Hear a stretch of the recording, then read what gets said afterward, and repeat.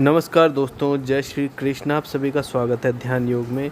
दोस्तों, आज हम आपको बताएंगे कि कल्कि अवतार कौन है और वो कहाँ पे जन्म लेने वाले हैं या जन्म ले चुके हैं।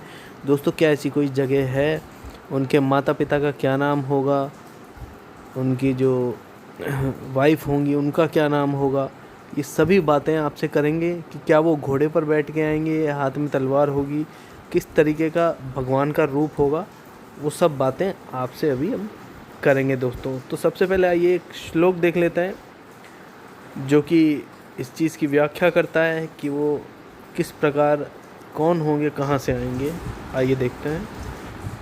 तो फ्रेंड्स, ये जो श्लोक है आपको दिखाई दे रहा है, संभल ग्रामे मुखस्य ब्राह्मणस्य महात्मनः भवने विष्णु यशस्य कल्कि प्रादुर्भविष्यति।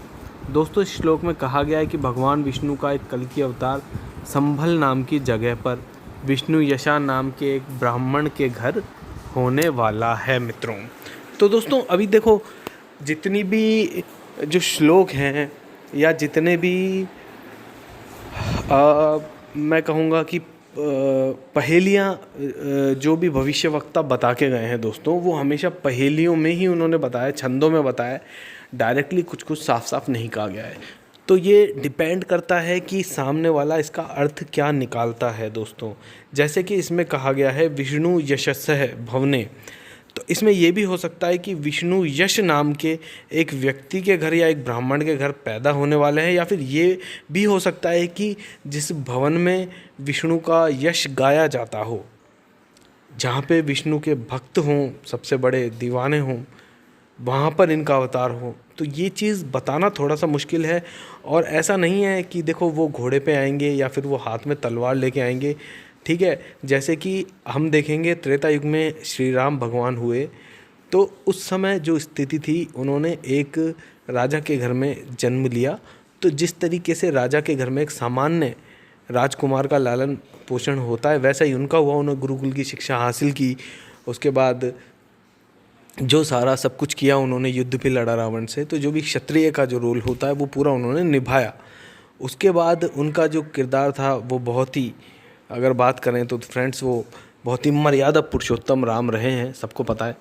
लेकिन उसी के विपरीत अगर बात करें तो जब द्वापर युग आए त्रेता के बाद, तो दोस्तों उसमें जो कृष्ण है उन्होंने लीलाएं की, उन्होंने गोपियों संग रास रचाया, ठीक है। अगर उसको हम उनके स्वभाव को हम श्री राम से अगर कंपेयर करें तो वो बिल्कुल ही अलग स्वभाव था, जैसा कि आप सब लोगों को पता है। तो दोस्तों, क्या होता है कि जो युग चल रहा होता है ना, भगवान उस तरीके से अवतार लेते हैं। अभी ये कलयुग है, तो वो आजकल के ही किसी व्यक्ति की तरह नज़र आएंगे और नेतृत्व क्षमता उनमें रहेगी बहुत ज़्यादा।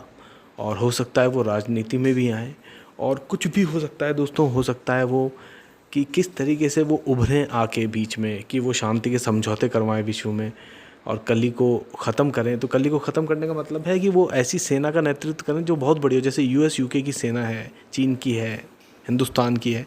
तो ऐसी सेना का नेतृत्व करें और सेना को लेके चलें आधुनिक हथियारों के साथ। तो ऐसा नहीं है दोस्तों, ये सब उस समय के हिसाब से वर्णन किया गया है, ठीक है। तो वैसा समय तो अब हाथी घोड़ों का भी बचा नहीं है ज़्यादा। तो इस तरीके से ईश्वर आएंगे, और ईश्वर आएंगे ज़रूर दोस्तों। जैसा कि मैंने आपको पहले वीडियो में बताया कि कल्कि भगवान ज़रूर आएंगे। कलयुग समाप्ति की ओर है। कहा नहीं जा सकता कि 50 साल, 100 साल, 200 साल, लेकिन हाँ दोस्तों, इससे ज़्यादा नहीं है। 100-200 साल से ज़्यादा बिल्कुल कलयुग नहीं है।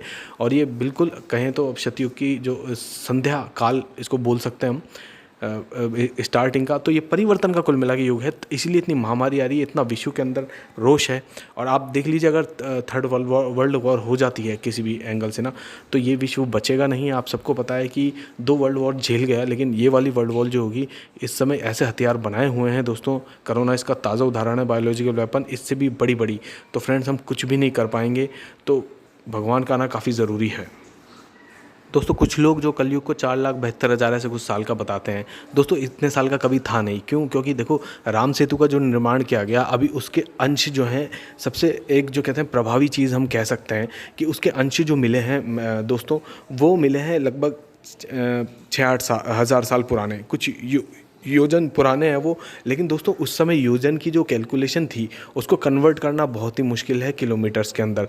ठीक है, आजकल कुछ लोग दावा करते हैं योजन को किलोमीटर के अंदर आप कन्वर्ट कर सकते हैं, लेकिन दोस्तों मैं इस चीज़ को मानता नहीं हूँ, क्योंकि उस टाइम के जो पैरामीटर थे, जब वो युग ही पूरा ख़त्म हो गया तो उसके पैरामीटर को कन्वर्ट करने के जो भी पैरामीटर्स हैं वो अब इस समय कैसे हो सकते हैं, तो इसलिए कोई पर्टिकुलर बताता नहीं है। लेकिन 8 से 10,000 साल पुराने वो पत्थर बताए जाते हैं, जो राम सेतु के पत्थर आज भी हैं, तो इसलिए लाखों के अंदर युग नहीं चलता है। ठीक है, तो दोस्तों मुझे ऐसा लगता है कलयुग की जो व्याख्या की गई है शास्त्रों में, वो ये कहा गया है कलयुग सबसे छोटा है। ठीक है, ये काफ़ी युग, द्वापर युग, त्रेता युग काफ़ी बड़े थे, लेकिन कलयुग काफ़ी छोटा है दोस्तों।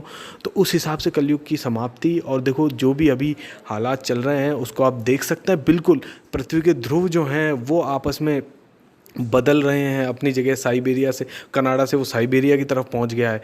उसके अलावा दोस्तों गर्मी बढ़ रही है और पृथ्वी अपनी गति खोती जा रही है घूमने की धीरे धीरे। तो ये सारी चीज़ें ये डिपेंड करती हैं और बताती हैं कि यहाँ पे जो भी है श्री कृष्ण के कल्कि अवतार भगवान कल्कि को आना ही है अब, और कलयुग जो है समाप्ति की ओर है। लेकिन वो आप सबको अपना चेहरा तब दिखाएंगे मित्रों, जब यहाँ पर ऐसा कुछ हो जाएगा विश्व में कि मानवता त्राही त्राही कर उठेगी, और उस समय उनको बचाने वाला कोई नज़र नहीं आएगा, तब कल के अवतार आएंगे, वो ऐसे नहीं आएंगे। तो अभी समय है, तो भगवान के भजन में लगो, भगवान के कीर्तन में लगो। ठीक है, जो भगवान का भजन करेगा, भगवान का कीर्तन करेगा, वही जो है सुख पाएगा और आगे अपने साथ कुछ मूल्यों को संचित करके आगे ले जाएगा। दोस्तों पैसा यहीं रह जाता है, सबको पता है, शरीर भी नश्वर है, नष्ट हो जाता है। तो बस ये सब कुछ मत सोचो और भगवान का भजन करो, और कलयुग समाप्ति की ओर है। और राधे राधे, जय श्री कृष्ण। और भगवान कल की जो है सबका भला करेंगे, और बहुत ही हम किस्मत वाले हैं कि हमने इस धर्म में जन्म लिया, ताकि हमें जानने को मिला कि हमारे भगवान अवतार का रूप लेके आएंगे और हम सबको जो है एक नाव में बिठा के तार देंगे दोस्तों। और दोस्तों वीडियो अच्छा लगा हो तो लाइक कीजिए और चैनल को सब्सक्राइब कीजिए आगे और वीडियोज़ के लिए।